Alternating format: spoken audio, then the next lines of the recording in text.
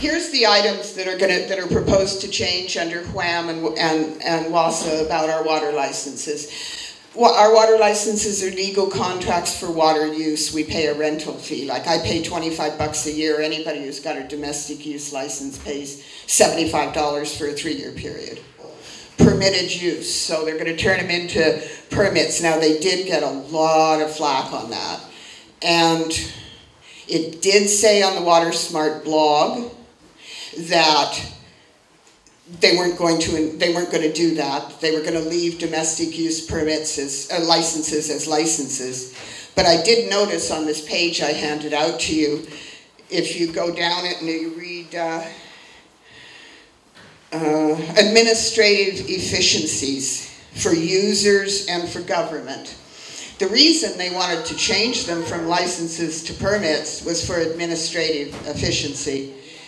They have 26,000 licenses on the database and they don't want to mess with them. They don't want them anymore. They're only worth $25 a year, for Christ's sake. I mean, that hardly covers the billing. See, so if they just permit us to use water, then they'll have more access to the other water, and our permits will get smaller, and you know how it works. That's my fear. And I'm not sure, just because they said it on the blog, I mean, after all, that's just the Water Smart team government bureaucracy. They don't really have any control over what's going on. They're just the mouthpieces. So we'll see. We'll see what the Water Act says. All of our licenses are issued onto the piece of property. It isn't my license. It's only my license as long as I own that piece of land. When I sell the land, the person who buys the land from me files with the water office and gets my license, right? That's the way it works. It's appurtenant to a piece of land. If they take away appurtenancy, which they really need to do, to have water markets and license trading, I don't know. There's nobody ever talks about it. So I haven't found anything on it. There's FITFR again, and I already talked about that. Now, the other thing is they're for regular beneficial use. In other words, if you don't use the water that's on your license can be revoked. Trouble is, the government has never, ever, ever had staff or the money to check that stuff. They just keep issuing them. So when you look at a map of BC on the Water Smart website with the over-allocations, BC is covered in red dots, like there's all these over-allocations of streams. In fact, most of it's on paper, because they've issued left, right, and center all of these licenses that no one is using. So there aren't necessarily over-allocations, right? The whole thing is so mismanaged. And you see, that's the thing about FITFR. First in time, first in right is the way water has always, always, always been managed. You start out with an area, 6 families move in, they all get their water licenses, 6 more families move in, they all get their water licenses, 6 more move in. Oh, no more water, sorry, you guys can't settle here. You know what I mean? I mean, it's pretty simple. That's how you manage stuff like this. But because the government is over-allocated on paper, we don't really know. We don't really have any idea. It's been terribly mismanaged.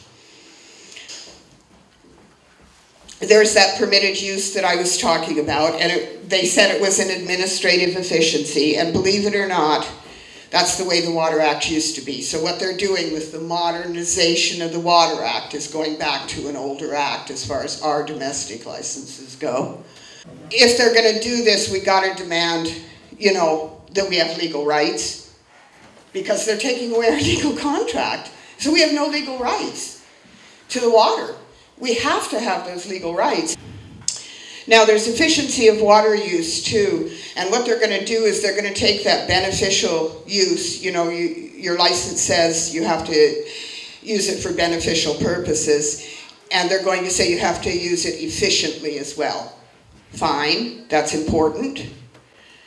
Although I don't know how they're possibly going to enforce it. But as West Coast Environmental Law pointed out, what government's going to do is go back behind closed doors with each industrial sector and write the efficiency codes for those sectors. It's ridiculous. And Andrew Gage said in his submission, there has to be full public consultation. It has to be out in the open. Everybody has to know, and it has to be the same for everybody. It can't be different for frackers and different for miners and different, you know, different for farmers and different for just old people like us. Then we have the incentives. Now, of course, incentives only work either if you have money. So like subsidies, interest-free loans, they're going to give interest-free loans to farmers and cattlemen so they can build water reservoirs.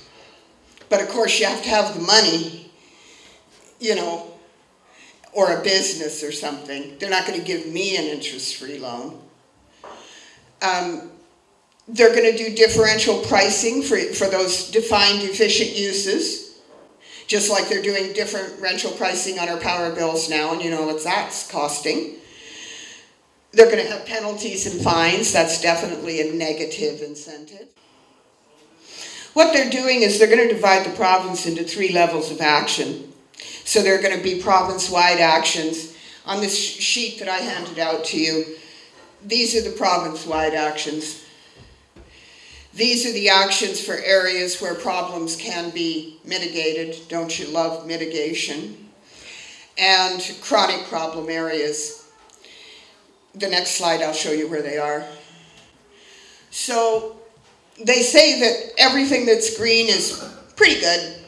Now, basically, everything that's green, they have no data on whatsoever. So, you know, they don't have any data anywhere, but it's particularly bad up there. Mitigation, fracking and oil and gas reserves, right?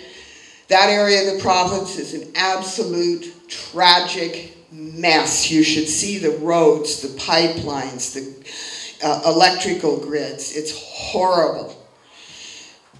They can mitigate it though. Notice we're in a mitigation area. Okay. I just pulled this page out. The document for WASA is only 18 pages, and mostly it's just little statements like this with what that over there was a little bubble, we heard you say, and these are their responses to what people said in the consultation. It's pretty easy reading.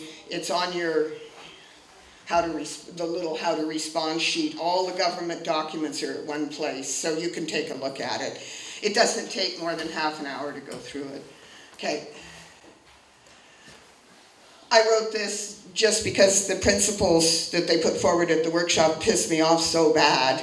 So it's nothing. I mean, I just wrote it, but it'll give you food for thought. And it's on the back. It was supposed to be on the back of one of your sheets, but I lost my mind and put it on both.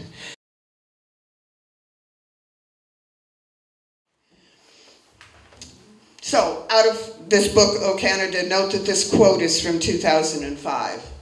Historically, short-term crisis has served as powerful and effective catalysts leading to rapid and profound changes in water policy and practice. To the extent possible, citizens across the continent will want to prepare by having their homework completed, especially when faced with water policy choices that are highly controversial and not easily reversible. And that's what we're up against. Is that it? Yay! Sorry it took so long.